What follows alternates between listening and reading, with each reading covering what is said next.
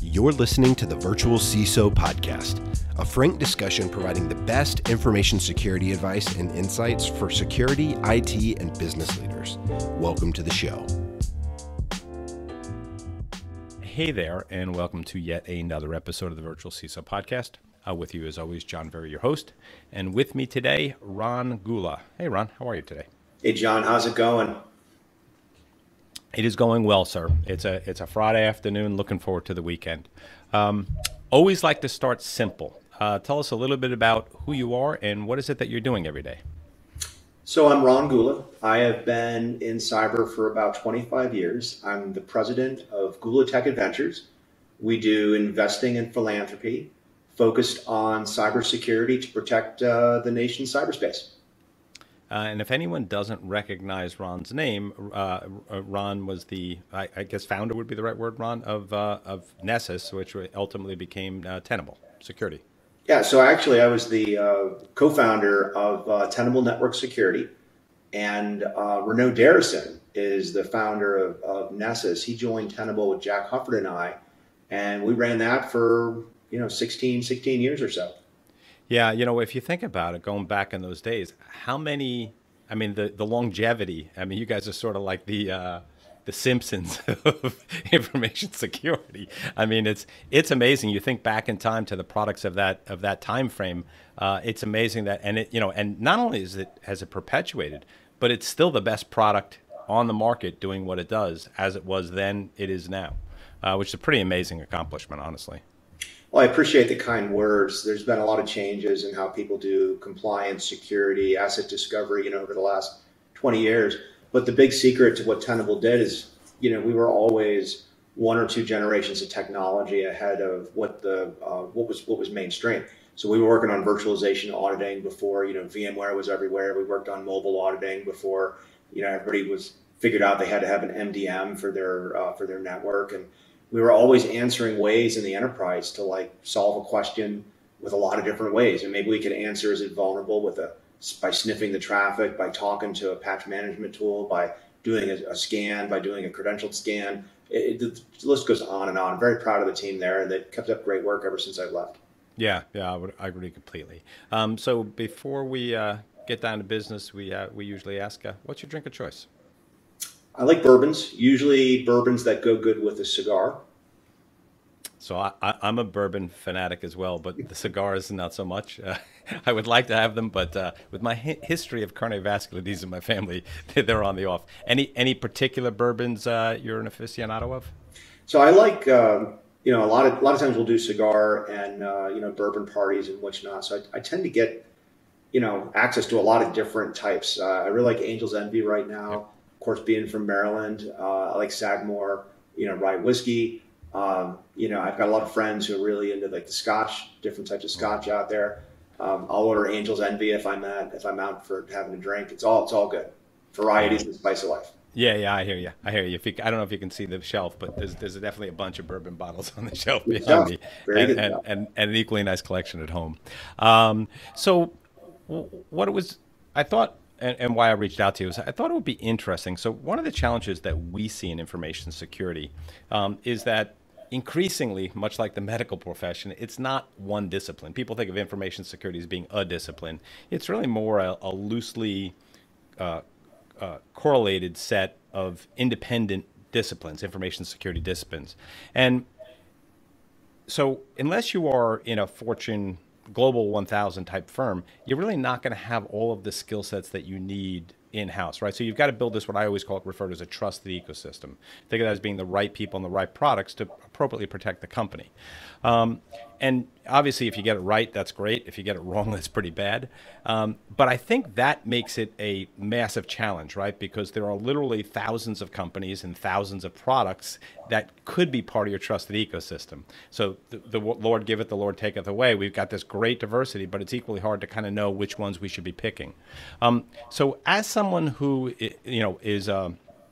has a portfolio of companies, I would assume that you see this problem both from your potential client's perspective, but also from the companies in your portfolio's perspective. Yeah, that's well said. So there's really two aspects to that. So one is the people and The other one's the products or technology. So from a people point of view, because we talk about cybersecurity like you have to be a brain surgeon, we're kind of turning off a lot of people, minorities who, everybody's great. We want to invite more people into this, but we're really not doing a good job of appealing to them. And we're certainly not doing a good job to appealing to people who want to go join public boards or private boards who can then make the right risk decisions, for their companies. And then on the technology side, we've not done a good job of defining what does it mean to be secure, and what does it mean from a society point of view? What does it mean from, have I done due care, for a large public company? And because of that, you have this amazing array of products that are out there that solve all sorts of different things. Some of them are solving problems you didn't know you have. Some of them are solving problems cheaper than the products you have. And some of them are, maybe just somewhere in the middle, like 5% better, that sort of thing. And because of that, you have this amazing diverse tapestry of lack of knowledge, over concentration of knowledge, lack of product investment, and maybe over-invested in some cases. And we have no real common way of talking about these issues. Yeah. So, and I always say that you can tell a rookie, CISO, when you ask them about their information security strategy and you get a product strategy, right? So we agree that you can't take a product-centric approach, right? We have to take a risk-centric approach that leverages products. Is there do you see a solution? Like if you're most of our client base is what I'm going to call SME, 100 through 15,000 people, right? So they don't have robust security teams in-house. Is there a solution for them to be able to kind of, I don't know what the right way is, shortlist this trusted ecosystem, cut through the noise and get to what they need to get to? I think there's a couple different things. So one, to get more people involved in just understanding the basics, I think we got to talk about cyber in a different way. And we talk about this in the terms of data care. So if you say to a board, are you secure? Or you've done everything with cyber hygiene? You're going to get charts and stuff like that. But if you said, have you protected our data? Like, have you protected the data of our customers, the data of our employees? You might get a little bit different answer. And the same thing goes with small businesses and small churches and small stuff. A lot of people just kind of brush off cybersecurity and IT risk issues. But when you ask them, do we care about this stuff? It kind of changes that. And it makes it a lot easier to kind of get people into this business as well. But then on the product side, how do we answer, are we secure? And, when I was the CEO at Tenable, I could answer that, 50 different ways. We could measure it by NIST cybersecurity framework. Are you compliant? Are you patching things? Is one organization better than the other? Are you making improvements? And you could even start, if you go back 10 years ago or so, there started to be this, how do I compare to my neighbor? Am I better than they are? Well, that's I wouldn't want that. If I'm flying on Southwest, my pilot has 5 times of an error rate than the next best pilot. Is that good or bad? I don't know. But I think what's emerging now is people realize that there's so many attackers attacking companies these days. You have to simulate malware. You have to simulate the nation state stuff. And we have to do this internally. It used to be we just hired a red team and did vulnerability scanning and here's a report. But now it's literally the red team is putting implants in the network, in the cloud, on the home computers. And we're seeing how long the blue team can take to find it. And that metric of, can you find that is another measure of security. And it cuts through all that ecosystem stuff because if you get into like this EDR is better than that EDR, or this SIM is better, this threat feed's better, you know what? Put some freaking implants out there, see if I can exfiltrate data, and see if anybody notices. And if you can notice it, then you're probably much more secure than other people. So what you're saying is, if we can create a measure of security, then we can use that measure of security to determine whether or not the products that we have and the people that we have are effective. And if they're not effective, then we have a more focused guidance that we need to go about and solve that problem by finding the right people and the right product? Absolutely. If you think about it from a compliance framework point of view, this cybersecurity framework, it spells it out, right? You have to know what you're defending, defend it, assume the defending is going to fail, detect the compromises, right? Recover, and then respond and then recover. But when you say that to a small business, they don't readily understand that that could mean that all their Dropbox stuff in the cloud for backups is gone because somebody phished the admin account and the admin account wasn't really locked down and whatnot. Or they don't really understand that, maybe that's too much of a metric. So if you read the NIST cybersecurity framework, it's hundreds and hundreds of things. Maybe the better metric is something like what they say at CrowdStrike, where any compromise you have to detect in a minute, verify it in 10, and get rid of it 60. And if you're not going to maintain those kind of KPIs, what are you going to maintain? And so you start having conversations like that, and then you start getting into the fact that, well, maybe my network is pretty gosh darn important, and I want to measure it from an operational point of view a lot of different ways. When the airplane takes off, there's a lot of ways to detect altitude, speed, velocity, all that sort of stuff. We need the same thing with these complex networks because they're constantly being attacked. So they should be constantly probed to see if we're indeed protecting them. Yeah, it's an interesting idea would be to but even then defining which measures are appropriate measures of being secure is going to require a fair degree of knowledge for different types of organizations with different types of architectures, different types of technologies. Yeah, exactly. Yeah. So like a small business, what's your list of assets? You might actually have to do an education that, BYOD laptops, maybe in some cases, customer free Wi-Fi is something you're momentarily responsible for. All the way up to, if you go to a large Fortune 200 or Fortune 20, what's an asset is maybe a process where you actually have processes of how do you buy things, how do you deploy things, how do you retire things. And people do more of an enterprise lifecycle, a technology approach. Problem is we're constantly improving as a small business gets better about IT. They can start getting into things like ITIL and COVID management theory and that sort of thing. And, that's not something that's taught a lot these days to cybersecurity folks, but that's the issue. It's almost like, we need a different way of taking people on these journeys so they understand that there's more and more risk because they're eventually going to understand, like, look, they are the front line. The government's only doing indirect prevention of attacks, right? If packets are on your way right now, there's no government program that stops them. And people need to realize that they are the front line of this. And the government's doing all they can, but they really have a responsibility to protect their data.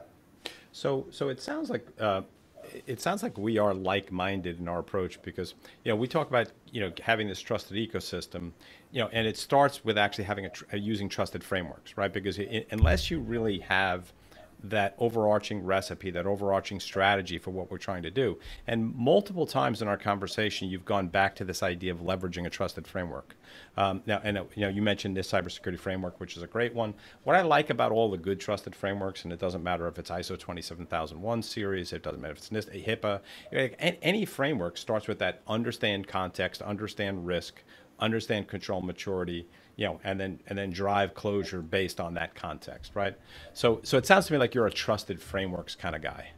I think that from a Tenable point of view, we took a lot of the things that we could audit against and we tried to machine it, right? Try to make it CIS benchmarks. You guys did a great job with the CIS benchmarks.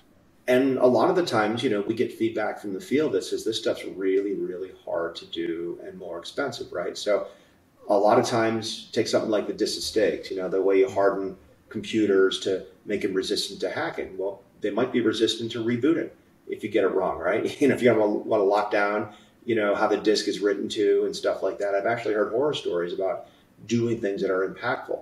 But even like 15 years ago, 10 years ago, applying a patch was kind of considered a risky thing. Whereas today, the patching quality has gotten so good, you very rarely hear about a patch that goes down. So I like to think in terms of, what are the major things that can go wrong? And frameworks are great, especially if you're beholden to a compliance regime or however you want to look at it. You have to demonstrate compliance, right? There's no other ways around it.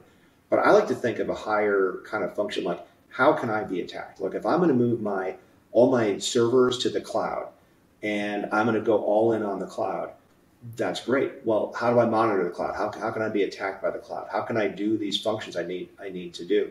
And a lot of times people don't sit down and think about how are all the ways things can go wrong here, and then how am I going to go looking for those things? And some of those things could be maybe you buy a product, maybe it's an education thing and you're willing to risk it, or maybe you can simply turn it off. Like for example, if you have an OT network and you're going to place some sort of network monitoring on it, whether you're monitoring it for uptime or monitoring it for intrusions, and you're connecting that to the internet, that is now an attack path. Maybe it's better to do an optical isolation or not even connect it at all, or move your monitoring into that trusted ecosystem. And more often than not, I don't see people thinking about these bigger picture decisions that are making the smaller tactical, am I secure and how do I secure it, question a lot harder. Yeah, to me, that's a function of, I always smile, unfortunately, when I think this, but if you look at any information security framework, right, information security is fundamentally is risk management, information-related risk management, which is why all good frameworks have the concept of comprehensive risk assessment as being an upfront component of understanding context. And I think what you're talking to is the fact that we suck as an industry when it comes to risk assessment. Because if we didn't, then, this idea of how is this going to happen? How am I going to be negatively impacted? That's what a risk assessment should be telling us, right? I don't disagree, but just think about the simple exercise of I'm browsing the internet from my computer and I'm in a corporation. Well, am I browsing through my home connection to the internet? Is my control patching my browser and maybe having an EDR? What about going through a zero trust or even a good old proxy that can do some filtering? What about a browser isolation? What about how hard should I inspect the files that I'm downloading from the internet? If I'm just going to inspect attachments, well, why not JavaScript objects and things that are within the browser and plugins and all these kind of different things? You start making a list of all those things for just web browsing, and you have this random sort of configuration of what people's appetite is. And we all know that even everything I just expressed is bypassable, right? You have the right combination of 0 days and time and effort. So you have to then do that. But then multiply that times email, times corporate chat communications, right? Am I going all in with my CRM type of applications? And it gets really complex really fast. And frankly, a lot of these frameworks, they kind of do fall down when you look at the modern ecosystem, work from home, cloud first, a lot of data centers, little BYOD, a lot of this. It's very interesting to try to secure all that. Yeah, because effectively you want to have something which is generic enough to apply in a lot of places, right? And that's a valuable construct within a framework. But unfortunately, if it's too generic, right, then it doesn't account for all of these complexities and idiosyncrasies that you referred to. Well, I'll give you a good example. We can do a lot of assessment of endpoints against like DISA-STIG, PCI, in the cybersecurity framework, all that kind of, even the SAN, CIS controls, all that kind of stuff. But what's more secure? 1,000 Chromebooks, working on Google Cloud at the business level, or 1,000 hardened Windows computers working on Office 365. That is something, it's almost a political answer and not a scientific measurable framework answer. Yet the cyber industry doesn't talk about that. Like when you literally go all in on a monoculture like that, yes, you are making yourself an easier target to one thing, but the amount of IT overhead and complexity that you just took off the table, resources you could be putting towards monitoring and maybe making sure things work really well for your employees, that we don't really talk about that a whole lot. And that's something I think we need to be thinking about as we keep increasing the complexity of what we're defending. Yeah, it's always that challenge of, effectiveness and efficiency of operation versus information security implementation, right? There's always got to be that balance. I would agree with you that if you have, an immutable device, that's going to win every time in terms of long-term security. The question is, will it negatively impact your ability to be a competitive entity? If the answer is no, I couldn't agree with you more. And it's weird because go with the simpler solution, right? Yeah, and it's weird because the public and some folks in Congress, every now and then they're doing things that you're just kind of looking at. You're like, I can't believe we're kind of going in that direction. Like a lot of times when you want to like break encryption, for example, it's I get it. We want to break encryption for the intelligence community, law enforcement, but you end up breaking encryption for everybody when you do that. Or when you look at monopolies and you look at Apple and Google and you look at their app stores, and you're saying, you got to let other app stores onto your phone. Well, that's okay. Now, guess what? You're probably going to let another app store that's not as secure as the work that Google and Apple's putting into these things. So it's really interesting that when those things happen. So, quick question for you. So, on your website, you had a phrase, something like that the Gula Gula Tech Adventures, right? Mm-hmm. But that you guys are, protecting our nation, or a line similar to that. And now, a second ago, you mentioned government guidance. So, I'm curious about two things. First off, when you said protecting our nation, were you kind of saying that more in some level of specialization around protecting the government components of that, or critical infrastructure as defined by the Critical Infrastructure Systems Agency? And then, or how much of a proponent are you of? We're getting a ton of what I think is pretty good guidance coming out of the government, right? Presidential executive order pointed out some. I love the idea of S-bombs. I love the idea of the SSDF. I love the idea of IoT device labeling. Zero trust is a big push out of CISA. Talk a little bit about like what you guys are doing from that side and what your thought process is about the guidance that we are getting. Yeah. So when we started Gula Tech Adventures, the Trump administration was still going strong, and you saw some progress there with basically, enabling the Cyber Command to go defend forward, which means hack the bad guys before they hack us, right? Which is good. We saw the banning of Huawei, banning of DJI drones, that sort of thing. But when we started Gula Tech, we said most of the things in the government, what are the levers the government can do? FBI, DOJ, NSA, Cyber Command, DISA, DHS. What about state and local government? What about state police?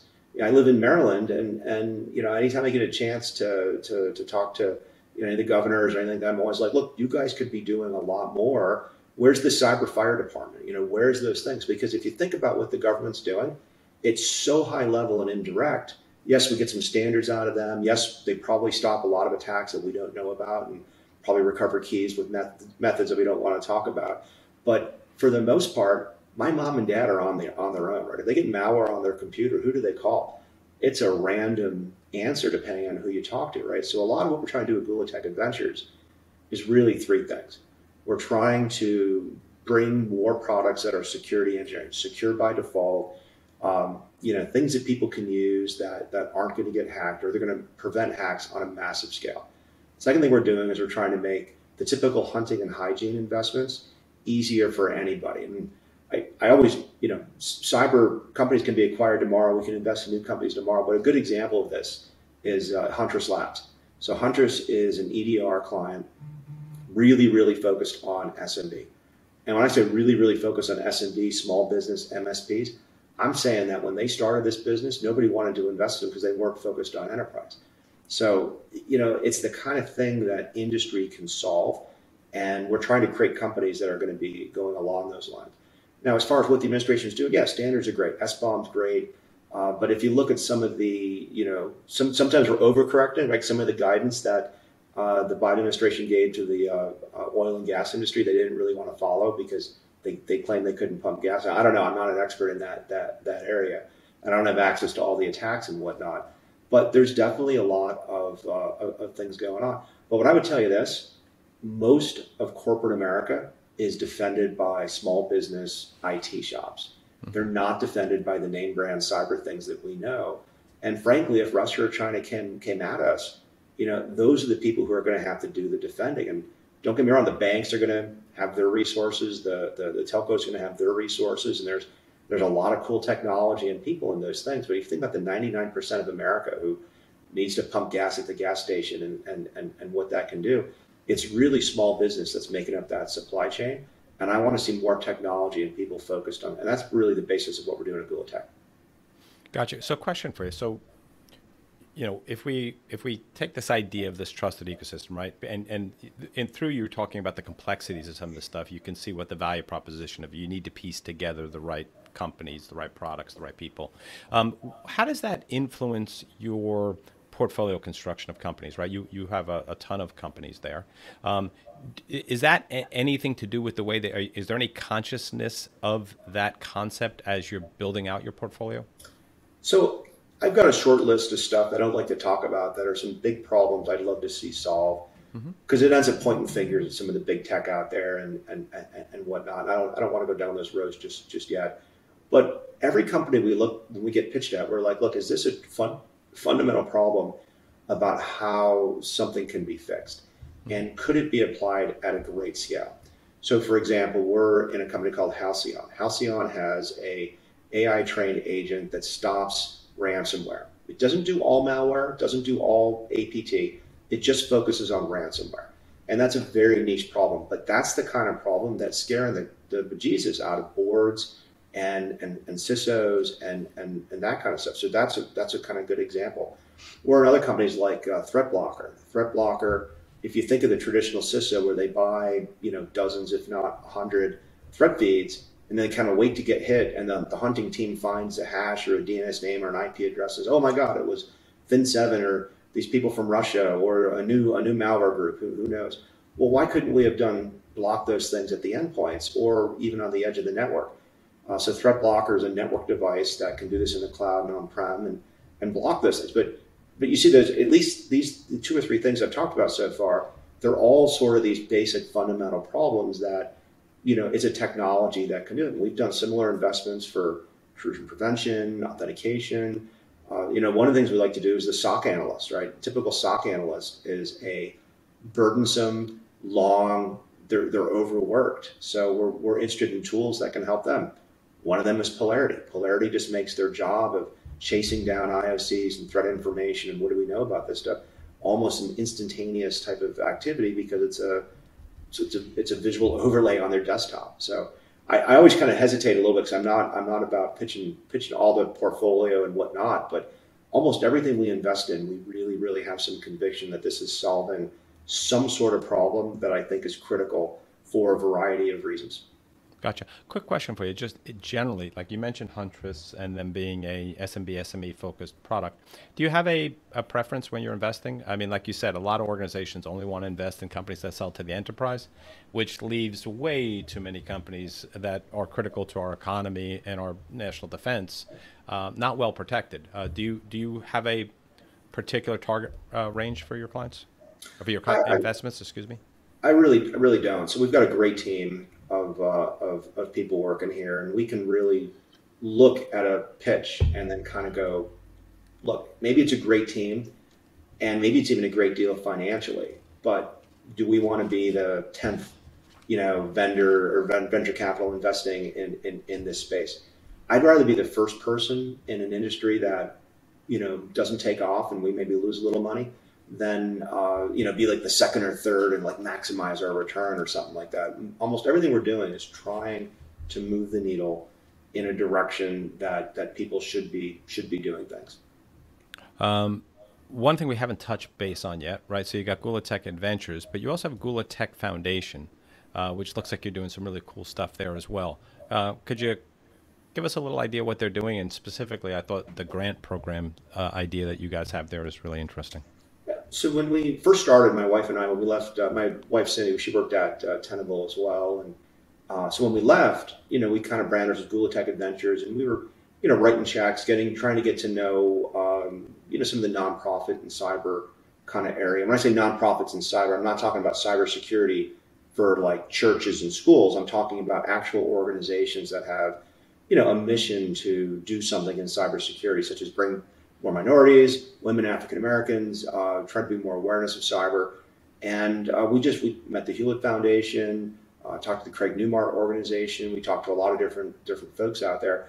And what we found was that the need for philanthropy in those kind of programs was almost identical to venture cyber, where if you gave a small investment, they could get to that next level.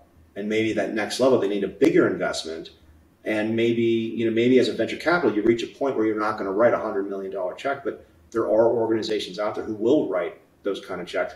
It's the same thing in cyber for nonprofits. So we saw, maybe we wrote, a check for $50,000, that kind of thing. And maybe that got them the attention of DHS writes them a check for $500,000, that sort of thing. So what we wanted to do is that, most of our energy is focused into investing in commercial companies, but we really feel that cybersecurity nonprofits are very important. And we thought it was a really interesting, an interesting way to kind of motivate people and raise awareness. So we started doing grant competitions. So we're on our 4th grant right now. We do $1 million grant that are topic based. We have the community come to us. We kind of ask the questions of what problems they're solving, what are they going to do with the money, how do they measure success, that sort of thing. And we actually try to publicize all this. We publicize our finalists. We publicize the winners. We've actually got I'll say a partnership, if you will, with the RSA conference, where we've done a previous grant with an award ceremony with them, and we're going to do it again in June coming up. So if you're at RSA, you'll be able to see our 4th Gula Tech Foundation grant ceremony. And the grant this time is focused on increasing basically cyber expertise in board governance. What sounds like a mouthful, but it really means teaching people who are on boards about IT and the technology risks associated with that. Yeah, I think that's a huge issue. I know it didn't, maybe you know this, it didn't, like, what is it, NACD? Didn't they come out with some guidance a couple of years ago or a year ago that each board had to be able to demonstrate that they had sufficient cybersecurity expertise on the board? It's a recommendation. So it's just a recommendation. National Association of Corporate Directors. Mm-hmm. So this shows how much cybersecurity people live in a bubble. Typically, when I say NACD, they're like, yeah, the C's for like cybersecurity. I'm like, no, it's corporate directors, right?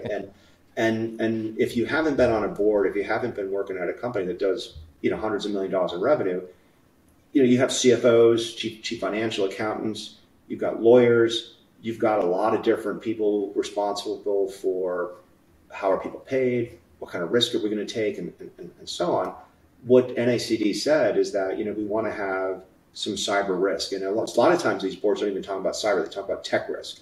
Maybe your tech risk is the supply of your, chips and stuff like that. Another good group out there is the Digital Directors Network. They offer a certification called Qualified Technical Executive, QTE. I actually took that course. What was the name of that? Digital Directors Network. Thank you. And so we've actually blogged about a lot of these things. We've interviewed them at the Gula Tech website. And, since we're talking about that, everybody says, why shouldn't the Securities and Exchange Commission simply just point at all the public companies and say, you need a cyber expert on the board? And, I'm going to say, look, if you can put a cyber expert on the board, that's great. But it doesn't mean they're going to make the right decisions. It'll make but it's kind of like pointing your finger at Microsoft and saying, just, offer services and products that don't have vulnerabilities. It's easy to say that from the outside. Can we all find those experts? A lot of CISOs like to go into the boards and present. I don't know that they want to go on the board and take the risk of accepting those, especially for public companies. And look what happened to Target, right? Imagine we had a technology risk executive at Target, public company, and they signed off on this. Or look at what happened after SolarWinds. Now that they got renamed to Enable, kind of is what happened there. They brought a lot of cyber folks onto that board. So some people are up for that, some people aren't. But that's probably what's needed, not just in public companies, but every organization out there, nonprofits, private businesses, schools. We need to have more cyber security people doing that. My wife is on the board of the hospital where we live. She's the only cyber IT person on it, and it's astounding. Some of the conversations that you would imagine, mostly doctors. And if you just kind of extrapolate that to maybe you're in a farming thing or you're an airline type of board, you're probably going to have farmers and airlines, as you should. But this is sort of like saying we're so dependent upon this technology. We need to have technologists at the boardroom level. Yeah, so I couldn't agree with you more. And then I also think, and I think maybe this is what that Digital Directors Network does, or maybe what you'll also do, but I also think we need to educate the CXO suite for those organizations that don't have robust boards, right? The vast majority of vast majority of American companies don't have a board. but yet they're critical to what we do every day. So ensuring that the guy that's the COO or the CEO or the owner of an organization knows enough to ask the right questions. And I think what we just really need to do is get us, one of the things that we try to do is get our technical and information security folks to speak more in business language and get that comfort level. So we're talking about risk with the same impact criteria, right? So if you're a CISO and you walk in to the CXO suite and you're explaining risk in terms of confidentiality, integrity, and availability, you're talking about an impact of malware propagating through a network or something of that nature. I think we're not talking the same impact criteria that they think. If we could talk about that in terms of lost man hours, in terms of financial costs, whether legal and reputational costs, things of that nature, I think that would solve some of the problem.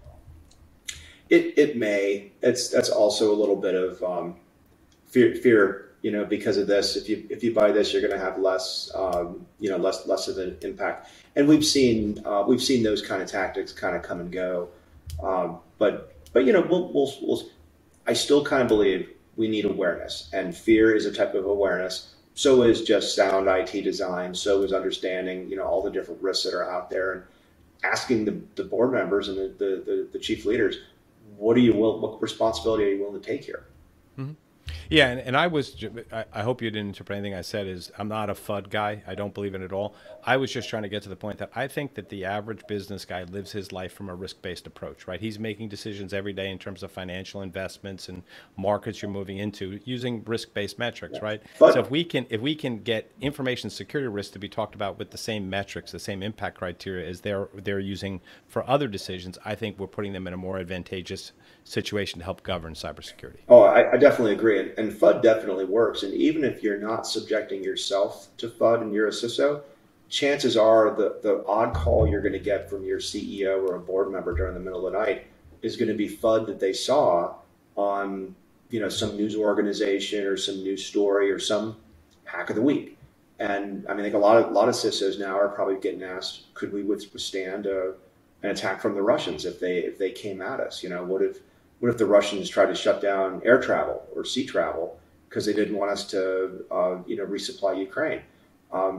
Think of all the supply lines that are involved, and just keeping that stuff up. That's an easy to conceive type of situation. But somebody who's just pumping gas for 1,000 customers and doesn't realize that 3 of them are commercial flights that are going that way. I'm kind of giving it for example here, but it's hard for people to empathize that what they do in their world is impactful, and it is. Yeah. One of the companies you didn't mention that when I was researching you, I thought was fascinating was a company, Second Front. So if I understood Second Front right, so if I want to become FedRAMP ATO'd or perhaps state ramp ATO'd now, right, and I can, if I decide to put stuff into AWS or into Azure, I get to inherit a certain percentage of my controls, right? The physical security controls, as an example. It sounded as if what Second Front was doing was delving further down into that stack of inheritable controls, and really the whole DevSecOps portion of that, which is incredibly complex for most small to medium-sized organizations to actually implement, that they're implementing that in a way which I can inherit in my ATO? So the short answer is yes, but I'm going to say 2 things. So one, we're trying to bring really good apps to the warfighter, and we're going to try to make that easy to bring the really good apps to the warfighter in a secure manner. But at the same time, since it is for the DoD, I don't want to go into it a whole lot or talk about some of the issues that they're trying to solve there. Oh, is that only DoD? That's not for federal agencies outside of the DoD? I'm going to kind of leave it at that, but, okay. But the focus is mostly DoD. But okay. There's similar programs in IC, in civilian gov. But a fundamental problem here is, let's say you and I go start a company, and I don't know, maybe it's a quantum encryption communication message system, right? And we're killing it. We go out, we raise $1 million. We're going on our first $1 million of revenue, and the Air Force calls and says, hey guys, can you come over here and give us a demo? Well, it's just you and me. There's not a lot of incentive to go do that. And even with, the government, you were talking before about, things that this administration, previous administration done. There's been a proliferation of organizations like AFWorks and like Dreamport. My point is, even with those, it's still not an incentive enough for somebody who's doing an app for commercial to, let me stop what I'm doing and go get certified so I can then do business with the DoD.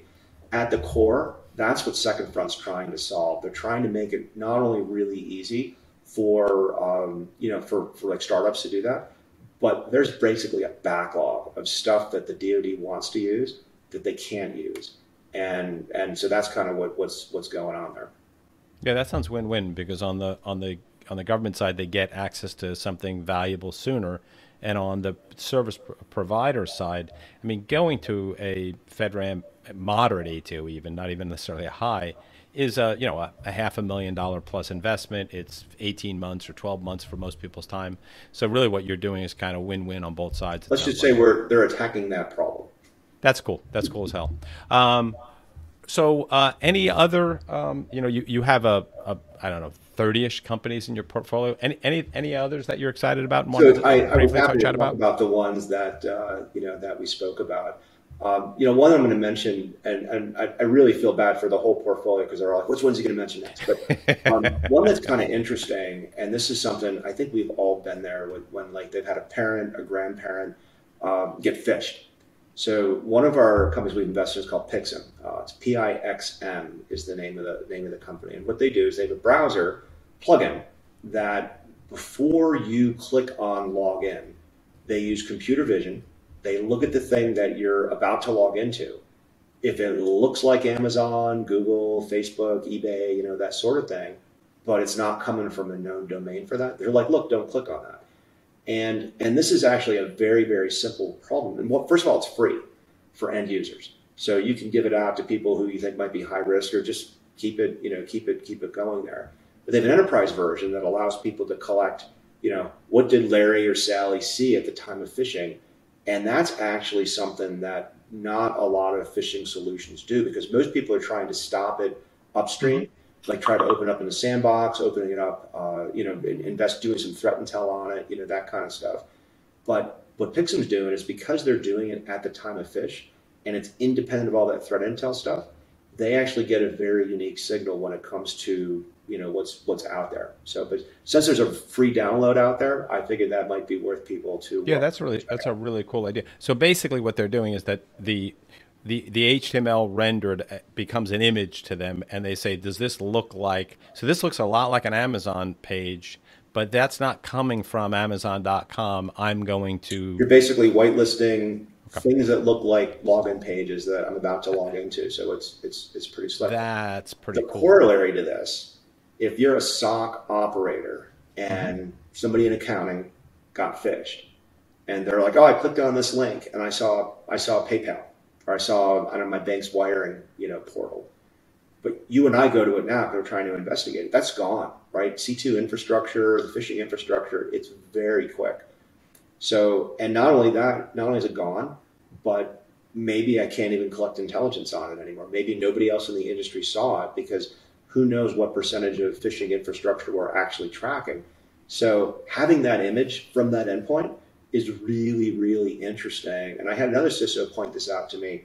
It's also a worldwide issue. What my employees resolve in South America might be different than in Europe, might be different than in Asia, might be different in different parts of the US, based on DNS and based on, who's doing, are they routing? Are they going over their home network? That kind of stuff. So anyway, check out Pixm. I appreciate the chance to pitch any of the companies we're working with. But obviously that one, the strategic implication with them is email phishing alone is not going to work if I'm going to get attacked over Slack, which is what happened with the Lapsus group, right? They were able to hack into, somebody's Slack channel, post some messages, and, Pixm would have, if you started clicking on those trusted people giving you bad links, this would have been a really good defense against that. That's interesting. So it'll actually work within. And now, just out of curiosity, if you were running and I think Slack has a dedicated Slack client in addition to working in the browser, is that just the HTML anyway, and it would have done the same thing even if you're working in the dedicated client? Yeah. So the plugins are inside the browsers, and so if you've got a like a URL previewer thing, like Slack does. I don't think it would have picked up on that. So that's interesting. But if you're clicking on it and firing it up in Chrome, that's what eventually you're going to have to do before you do that. It would have detected it. That's cool as hell. Well, we beat things up pretty good. Anything we missed? Anything else you want to chat about before we say I'm goodbye? always happy to join other people's podcasts and talk about this if this stuff's interesting to people. We've got a variety of articles, short videos, and blogs and podcasts on our website at gula.tech as well. Yeah, you've got a good podcast. I've watched a number of them. So, well, this was fantastic. Wait, I forgot one, and I did a bad job and didn't give you much warning. Did you see that last question? Are you ready? No, go for it. All right, good. So give me a fictional character or real world person you think would make an amazing or horrible CISO, and why? I'm going to go for Kirk. So Captain Kirk. I got that.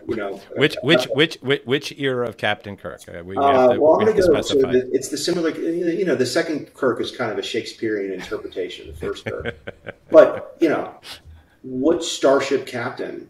Who else hacked into another ship? Right? He hacked into the Reliant, and if he understands that kind of stuff, I always think like in Star Trek, there's always plot flaws with technology and maybe plot devices with technology and whatnot. But Kirk generally has a sense for what's right and what's wrong and what they should do in most of these situations. And I really view cyber as a crisis situation, right? Where either it's underinvested or we're right in the moment. You need a lot of people who are making decisions and not hiding when they should hide and not overinvesting when they shouldn't overinvest. And I kind of think it's more about leaders. I'm amazed that this is probably closing on podcast episode 90 or 100 that being that so many of us are Trekkies, that's the first time Kirk came up as the answer. My wife is going to love it. Excellent. So awesome stuff, man. If somebody wants to get in touch with you, what's the easiest way to do that? LinkedIn. I'm Ron Gula, RONGULA on LinkedIn. I generally connect with people if they have questions and try to be helpful. But sometimes I'm hard to reach, right? I'm on a lot of boards and I'm doing podcasts like this quite often. So happy to connect with people and help out, though. Ron, this has been fun, man. I appreciate it. Thank you very much.